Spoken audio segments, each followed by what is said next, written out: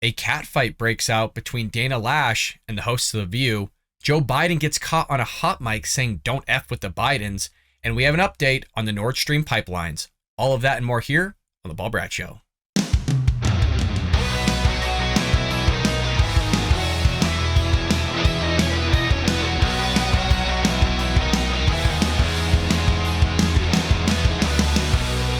Welcome to The Bald Brad Show. It is Thursday, October 6th. And as always, I couldn't be happier than to spend these fine mornings doing The Bald Brad Show and hanging out with all of you, my friends and true American patriots, where we come together as a community of conservatives and Republicans, go over the stories of the day, and bring you all the news and information you need to know about. So if you want to join us here at The Bald Brad Show and you haven't done so, what are you doing? Hit that subscribe button. If you're over at Rumble, hit the plus and give us a comment down below. And if you're listening on any of the podcast airwaves, Apple, Google, Spotify, heck, folks, you can find us and listen to us anywhere and everywhere. Leave us a lovely 5-star review. Not only would you be helping a conservative, but most importantly, you'd be supporting getting conservative thought and ideas out there to new viewers who haven't seen our content or our channel. So your help and support would be greatly appreciated. Hit that like button and also double check to make sure that bell notification icon's clicked so you're notified whenever we go live or upload a video, which is every Monday through Friday, 9 a.m. Eastern Standard Time, with Supernatural Saturdays and a sprinkling of politics on Sunday. Be notified by clicking that button. With that being said, I'm a little under the weather today, folks, so bear with me as we jump into our lead story of the day with nationally syndicated radio host Dana Loesch completely unloading on the hosts of The View. Now, there's this whole thing going on with Herschel Walker. You've all seen him before. He's somebody that supports Trump. I think he was an ex-Heisman Trophy winner in football. Well, supposedly, rumor is that he paid for some girl/woman to have an abortion. And Dana Loesch called this woman or women supposedly skanks. Okay, not supposedly, she did call them skanks. And the View host didn't like that aspect of Dana saying that and doing that, which they all had their little takes on. And Dana completely eviscerates them. So let's start with Whoopi Goldberg adding in her 2 cents on what she thinks about all this. And then we'll jump into Sunny Hostin adding her 2 cents, and then Anna Navarro as well. And then we will top it off with Dana just completely slapping him right upside the head. So here's what kind of happened and kick things off with Whoopi Goldberg here. If the Daily Beast story is true, you're telling me Walker used his money to reportedly pay some skank for an abortion, and Warnock wants to use all of our monies to pay a whole bunch of skanks for abortions. First of all, ma'am, there's a lot of women who find themselves in a position of having to have an abortion. How dare you call them skanks, first of all? Okay, aside from the whole skank thing, you don't have to have an abortion. You want to get an abortion. There's a big difference there between have. And this is the whole idea that we saw with AOC and the other Democrat Party, as well as progressive left, pushing this whole thing about being forced to do things. You're forced to get a second job. You're forced to get a third job. You're forced to give birth. All this is about force, which it isn't. You chose to have sex, and then you chose to have an abortion or not have an abortion. You either choose to birth the child or you don't. So it's all you're choosing, but we're making it seem like there's force here. Nobody's pointing a gun to your head. I know they want to make it seem like that's happening, but it's not. And look, on the whole side of it, calling those women skanks, it's not my choosing of words. I probably would not have called them that. But, you know, hey, what was said was said. Let's continue.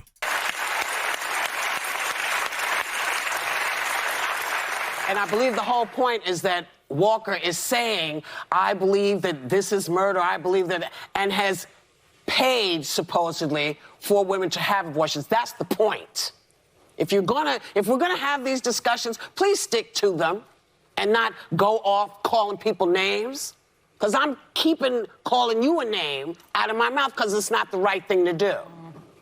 Now, right. It's just Isn't The View known to just call people names? I mean, Sunny Hostin just the other week called Ron DeSantis Death Santis.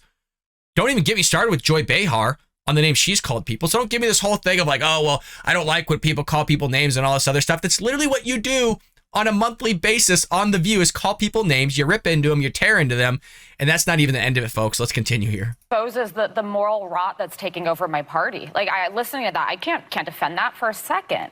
As a pro-life woman, to hear someone else like Dana, who is pro-life, call women who get into situations where they need abortions skanks is just shameful, and I will not defend that.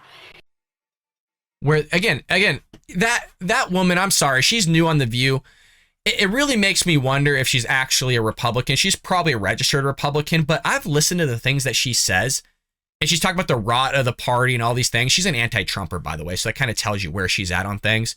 You know, she might be a registered Republican, but it really, really makes me wonder if she truly is a Republican or she was just hired to go on The Viewpoint to push the anti-Trump narrative and how there's rot within the Republican Party, conservatives. I'm not saying there isn't any rot. We're talking about politicians here. I'm sure there is some rot here and there on both sides. Heck, all in DC. It's called a swamp for a reason, folks. But again, it just makes me wonder if that's truly the side that she's on, or she's really just playing sides and masquerading as a Republican. In actuality, she's more in line probably with the Democrat Party or a centrist. Now, what's unbelievable here is they don't want to call people names. They don't want to slander anybody and do these things. But now we have Sunny Hostin here adding in the mix of, I don't even know what conservatives believe in anymore. I don't even know what they're really into. I just can't figure it out. And then she pushes this whole moral argument. Let's go ahead and roll it here. I just wonder, what do Republicans stand for? You have Dana, who used to be the spokesperson for the NRA, right? And so she's the spokesperson for the NRA. She's a spokesperson for freedom. She's a spokesperson for the AR-15. We should be allowed to kill life with that. Yet now also she's saying women that have abortions are skanks and that it's okay to have that abortion if your man is paying for it. What do they... Can we just time out real quick and we'll continue? Did she just try to make the connection between you having a Second Amendment right to protect your life as well as your liberty, and also from a foreign government as well, or that of which domestic, meaning your government goes tyrannical, which was the initial purpose of the Second Amendment, and trying to correlate that to abortions? One, you have literally your right to protect yourself from somebody that's trying to kill you versus you willfully going down and killing an innocent life. Those are two different things. I understand there's people that do take innocent lives with the AR-15 and other firearms, predominantly handguns, by the way. So this is a typical thing from The View, wanting to single out the AR-15 rather than handguns, shotguns, and everything else. It's just the cherry picking here is unbelievable, and the whole morality argument is just really, really rich here. Let's go ahead and continue. The Republicans stand for? I mean, it just seems to me that there was a time when it was really easy to define conservative principles. You've mentioned them many times. Anna has mentioned them many times. Sarah has mentioned them many times. Limiting the size and reach of government, reducing taxes, strengthening national defense, and holding firm to traditional moral values. What the hell was that we just saw? It's amazing that it's like all of a sudden they go down to the moral values, which is true. That's something that conservatives do hold. Everything that she listed was spot on. But it's amazing that all of a sudden, because you call somebody a skank or you call somebody a name, all of a sudden you don't hold on to traditional moral values. Which, again, that's why I said I probably wouldn't have chosen those words, but I've called people stupid. I've called people idiots. Doesn't mean you're wrong. Look, if Dana really does believe that those individuals were skanks, then a fact's a fact, even if it hurts their feelings or not, or it's not the correct verbiage. It doesn't mean you're morally wrong. It doesn't mean you're morally incorrect. I mean, heck, people got upset when I called Joe Biden stupid, or I called Karine Jean-Pierre stupid. Stupid is literally in the Bible. If you look at Proverbs, it's literally there in the Bible. God calls people stupid. So I think it's okay to call people stupid. Hell, the things that are in the Bible, some might look as morally acceptable versus morally unacceptable. It's purely subjective, folks. But she's going to push this whole thing like she's holier than thou above all of us. It's just rich coming from a lady that literally called DeSantis Death Santas, but we don't want to attack each other, right? We don't want to attack people, name call them, or anything like that. And speaking of not attacking people, literally the host of The View, that's what they do, is attack women. And then you have Ana Navarro saying, I hate it when we attack women, and I hate when we attack other women. When that's literally what they do on a week-to-week basis, and she has the cojones to say that. Let's just see the clip. Women attack other women. So if she's calling the woman who got the abortion, the women he sleeps with, which are many, because Is he married? I thought he's been married. He's been married. Okay, but here's the point I'm making. So it's not an affair. Okay, if they are skanks, then what are you suggesting, ma'am? That we send the man who sleeps with skanks to the U.S. Senate because his judgment is also good? Are we letting him off scot-free just because he's running for Senate?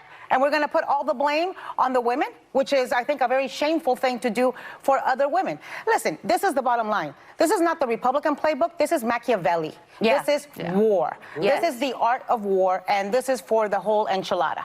Probably the race in Georgia could very well determine who is in charge of the Senate, whether it's a Republican majority leader or whether it's a Democrat majority leader. And that means setting the entire agenda. But what is the Republican agenda? Because as of 2020, the Republicans decided not to put forth a national platform. So if we're talking about the total enchilada, we're talking about power.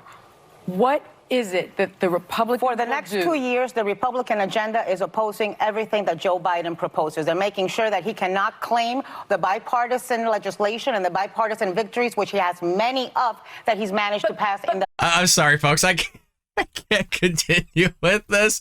People watch this show day in and day out. It's so bad. It's so bad. She is partially correct here. Again, just because I'm a conservative Republican doesn't mean I agree wholeheartedly with what every Republican or conservative does or what Trump does, DeSantis does, or whatever it is. Look, I'm an average American Joe here, folks, just as all of you are. I'm not beholden to any party here. She is correct with if Herschel Walker was paying women to have an abortion, then there is a case to be made that, look, if that person was a skank, do we have to call Herschel Walker a skank as well, or vice versa? It doesn't matter. Both parties are to blame here. But the conversation, what that started it, was what Dana Loesch called the woman was being a skank. And then it kind of trickled into all these other things of like, I don't like women attacking women, which again, I can't emphasize this enough. This is literally what they do on The View all the time, is attack other people, men and women, of which go against their narrative or they don't like. They've called people racist. They've called people all sorts of names, xenophobe, homophobe, all sorts of stuff. So it's just rich that they're going to sit there and push this whole thing of like they're holier than thou above the rest of us, and they've never done anything. They never said anything wrong or attacked anybody. It's truly mind-boggling. So Dana comes on her show with a follow-up here and just eviscerates these co-hosts of The View. Let's go ahead and roll it. Welcome back to the program. I'm Dana Loesch, your lovable curmudgeon. I play hardball, and if you don't like it, then you can go find a sissy, because I'm so done. I'm done with this. I'm forthright about things. I deal with this my way, and my way is not everybody's way. But I'll be damned if I sit here and use kitten and sunshine language for women who and celebrate the reckless behavior of women who treat abortion as birth control. And that's exactly what I'm talking about. So yes, when you engage in reckless promiscuity, that is skank behavior. You're behaving like a skank. Now, apparently, it's bad to point out any bad behavior that anyone engages in. But that doesn't make it any less true. You think... Is that not what I said at the beginning? Is that Sunny Hostin goes with this whole morality issue with conservatives and Republicans are like, oh, we can't say anything bad about people. But look, if based on what Dana's saying here, yeah, that would be kind of skanky, something wrong to do. I'm not giving Herschel Walker just a free pass here, but we're focusing in on what was being said about the woman. Sure, Herschel Walker, if it were true, right, there's plenty of blame to be had on that side as well. But based on kind of how Dana's picturing it here, she's not exactly wholeheartedly wrong. I'm not saying I would use the word skank, but, hey, what was said was said. that if you think that the word is a negative, it is, because it's being applied to a negative behavior. And it goes for men just as well as women. But I'm going to add this caveat, because I have seen so often for so many years, after decades of telling men that they have no rights in this matter, after decades of saying that it is not their body, therefore it is not their choice, it is very interesting to now see these same women demand for men's accountability. Damn. What do you say to that, folks? She's not wrong. Oh, man. I mean, the 1-2 punch is happening there. You got to love it. And again, truthfully, it's not hard to sit there and call out the hypocrisy of the left and just finding all the little holes in what they say each and every week. And they push it upon not just our children, but also people in college and adults thereafter. She's not wrong here, folks. not wrong. You got to pick a narrative here, ladies. And so to reiterate, yes, I acknowledge bad behavior. I don't use cute, cuddly language to describe the reckless behavior of promiscuous females who decide to retcon their conception and use abortion as birth control. And if that offends you more than the actual murder of the life that they created, you need to check your soul. Dang, you go, Dana. I'll tell you, girl, she still has it. You know what I mean? I first was spotlighted on her when she was the NRA spokesperson. And damn, she has her stuff together, folks. Look, she's not wrong. Like I said, I wouldn't have chosen the words, but people might say, hey, you know what? When you're in the moment, you're going to say what you're going to say, and it doesn't make you any less wrong. So there you have it. Dana doing the 1-2 punch there, just wiping out the whole panel of The View in 1 minute or less, which again just shows you where conservatives and Republicans are compared to the progressive left in terms of arguments, logic, and reason. Now, speaking of logic and reason and somebody that lacks it, we've got Joe Biden here, folks. And boy, oh boy, do we have him on a hot mic here, and he's a little spicy. President Joe Biden went to Florida to kind of take a tour of Hurricane Ian's path and kind of look at the damage that was caused by it. And he was talking to Fort Myers mayor, I believe, and he was caught on a hot mic saying a spicy remark along with his promise of federal help. So Biden and First Lady Jill Biden, or Joe Biden, according to Joe Biden, because he doesn't know his own wife's name, traveled to the Sunshine State after Ian's high winds and devastating storm surge dealt billions of dollars in damages to Florida, with much of the devastation focused kind of on that Gulf Coast area near Fort Myers and the surrounding areas. We have digital strategist Greg Price, who captured video of this hot mic moment, and he basically shared it all over Twitter. And boy, is it rich, folks. You're going to love it. You're going to love it. I was. No one fucks with Biden. Yeah, goddamn right. and I can't argue with your brothers outside the house. That's exactly right. That's exactly right. Okay, I'll read you kind of what is being said here because it's a little hard to hear and it's a little hard to understand. So right at the beginning, he said, no one F's with a Biden. And if you're listening to the podcast, Biden's wearing a blue shirt and a blue and white striped shirt. And he's shaking the hand during this conversation with Ray Murphy, who's the mayor. And the mayor wore a bucket hat and sunglasses, really dressed for the occasion, where Joe Biden's wearing a suit. You know, I think Joe Biden should have actually wore just regular clothes, but to expect this guy to help with any sort of cleanup or do any sort of manual labor, I think is just really out of the question, which we called out the other day when we saw Ron DeSantis sitting there cooking meals for first responders. And I said, where's Joe Biden doing this? Why did it take this long for Joe Biden to get down there and start helping out? If you really want a PR or good optics of this guy looking healthy and actually showing us that he works out, get his booty out there and start picking up trash, start lifting up heavy stuff. That would change Americans. Hell, I would give the guy props for doing that. We're not going to expect that. The guy doesn't even know where he's at. He probably doesn't know he's in Florida right now. He probably thinks he's literally on vacation, and that guy he's talking to is his guide. I'm sorry. If I don't make you, if you're not laughing, look, I make myself laugh all the time. So here's kind of the breakdown. Quote, thanks for everything, he said. Thanks for coming down. We appreciate it. The next few comments were unintelligible, but after a moment, Biden laughs. No one F's with a Biden. You're goddamn right, Murphy laughed. Quote, and you can't argue with your brothers outside the house, Biden replied. Then, to which the mayor said, that's exactly right. That's exactly right. Critics were quick to suggest that there were a number of people who did, in fact, F with a Biden, taking to Twitter for examples. Remember, you don't mess with the Bidens, huh? Well, somebody wrote LOL, except OPEC, the Saudis, Russia, China, and DJT. I love it. OPEC, right? We're all getting screwed on gas prices right now. If you look at California, in some places in LA, it's over $8. We're paying double, sometimes close to triple to what Florida's paying. And Florida was just devastated, which you would think that the demand for gas would be up because maybe the supply's down. But no. We're paying double here in California. And you have these politicians that are just terrible at their job, right? Oh, well, it's OPEC's fault. It's the gas and oil industry's fault. All the while, we used to have 50 refineries here in California. Now we have 16. All the while, we have freaking taxes through the roof that are supposed to help pay for the roads. We have the worst roads in literally every state in the union. We are number 50th on the list. I mean, there's thing after thing for this damn state here. But look, OPEC, you know, they sit there and they got Joe Biden so wrapped up, it's crazy. And then you put the Saudis, right?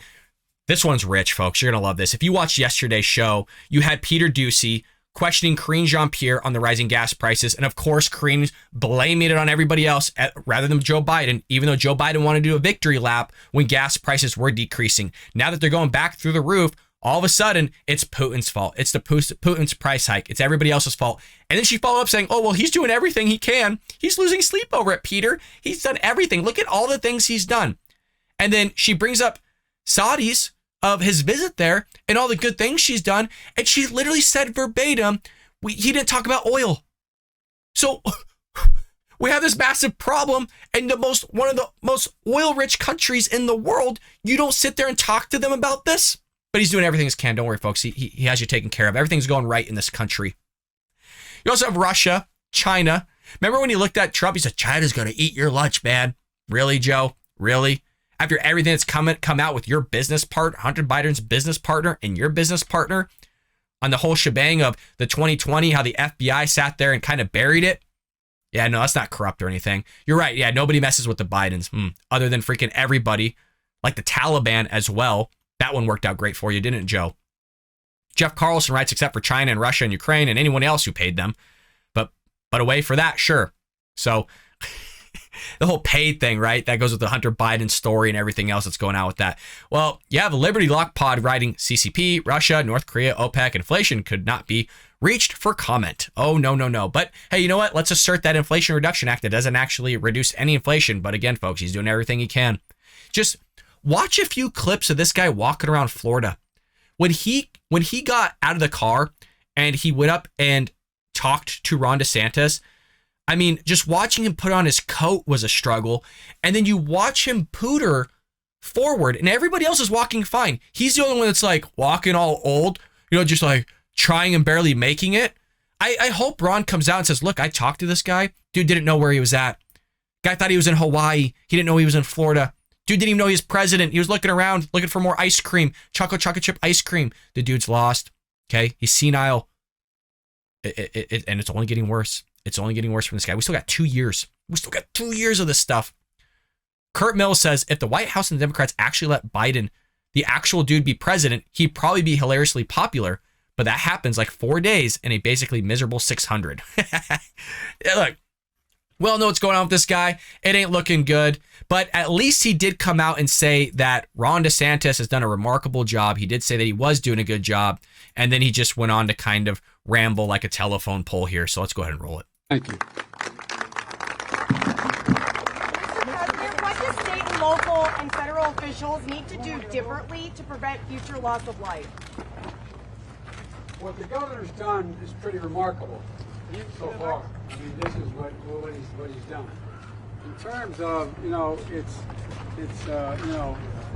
first of all, the biggest thing the governor's done and so many others have done, they've recognized this thing called global warming.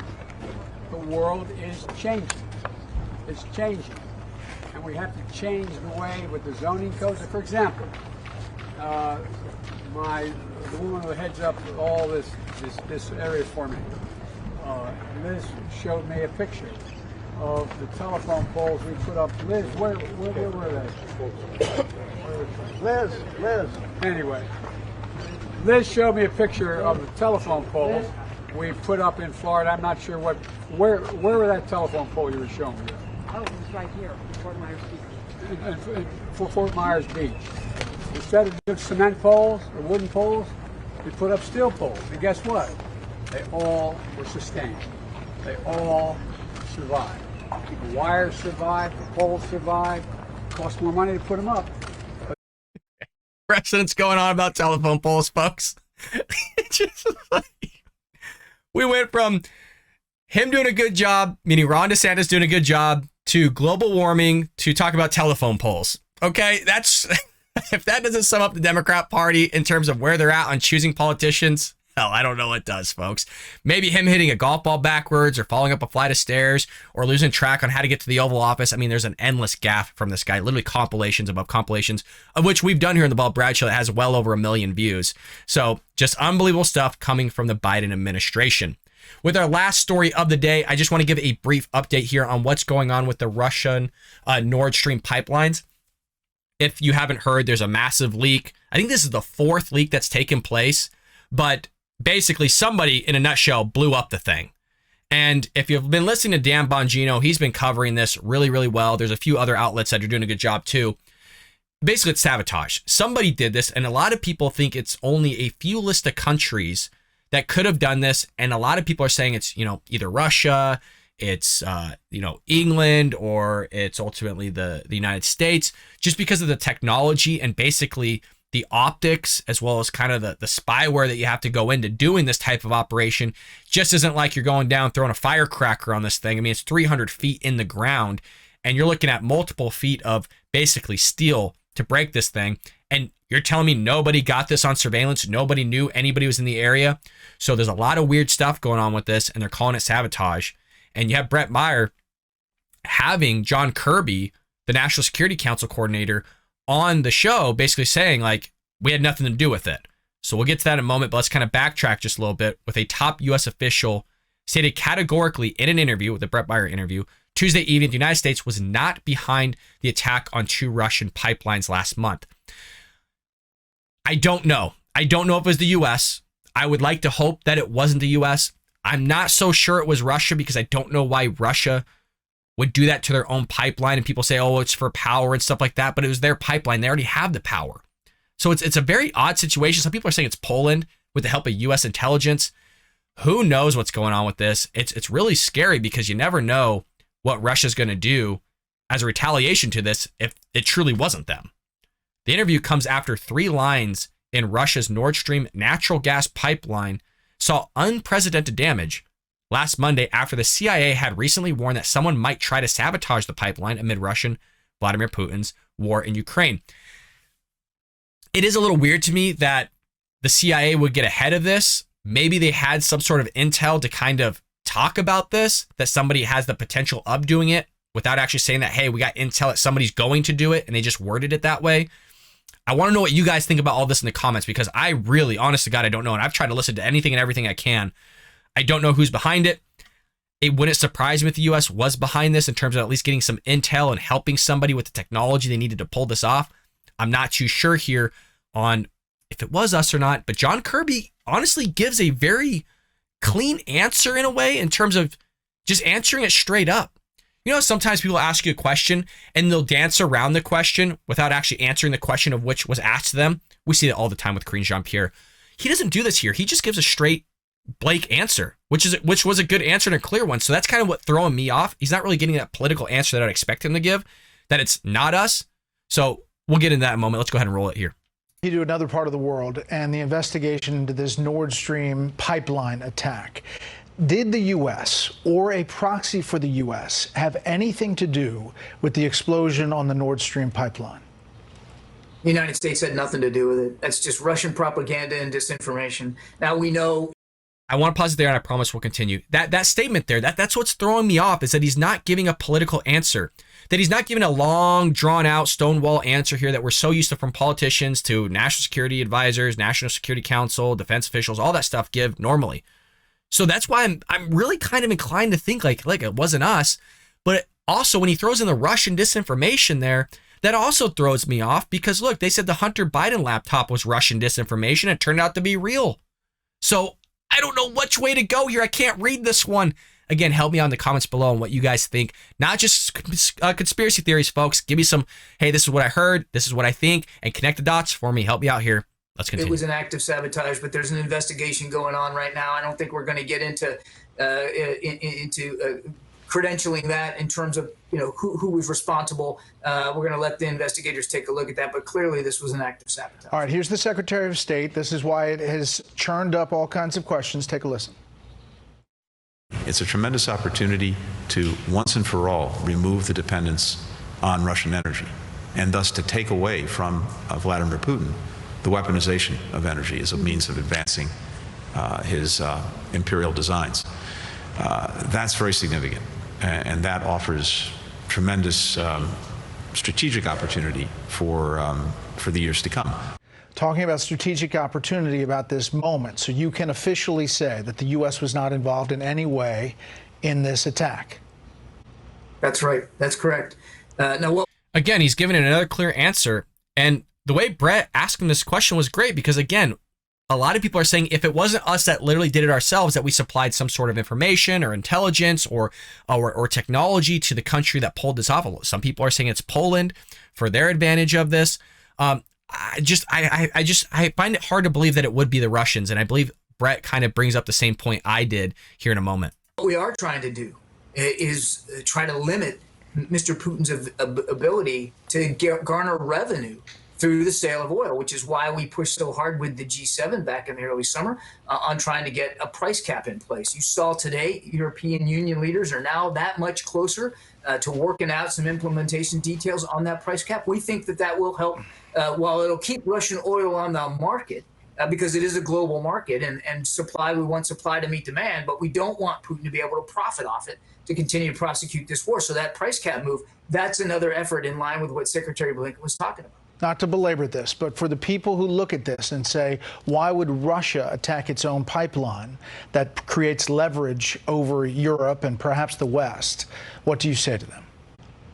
Again, I can't speak to specific accountability for this act of sabotage. I can just assure you the United States had nothing to do with it. Of course, that's just Russian propaganda. And look, again, without crediting it to anybody right now, what I would say is just look at what Russia has done in the past since the last 7 months of this war and when it began, and that is to weaponize energy. He's been absolutely trying to weaponize energy to try to punish customers in Europe, countries in Europe, our allies and partners, to try to coerce them into not being willing to support Ukraine the way they have been. So he's the one weaponizing energy. That's part and parcel of his playbook, Brett. But John, wouldn't weaponizing energy mean controlling the pipipeline? He does control the pipeline, but not if he blew it up. Again, Brett, I'm not attributing this to any one actor right now. I'm saying we have every reason to believe that this was an act of sabotage, but we haven't settled on who's exactly responsible. All I can say is going back over 7 months. Again, let's take the Nord Stream. Okay, we're gonna end it there because you see where my confusion comes from. He's giving very clear answers, but then he gives a cockamamie reason as to why it would be the Russians that did it. But as Brett pointed out, what power do you have when you already had the power in the first place by having the Nord Stream pipeline and you being in command of it?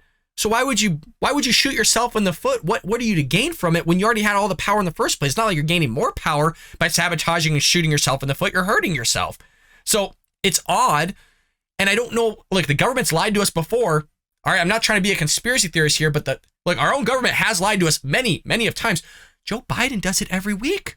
Joe Biden did it on the campaign trail. He's done it being president. Karine Jean-Pierre literally gets up there on every day on the podium and lies to us. We cover it all the time. For the avid viewers of the Bald Brad Show, you see it. They're natural liars.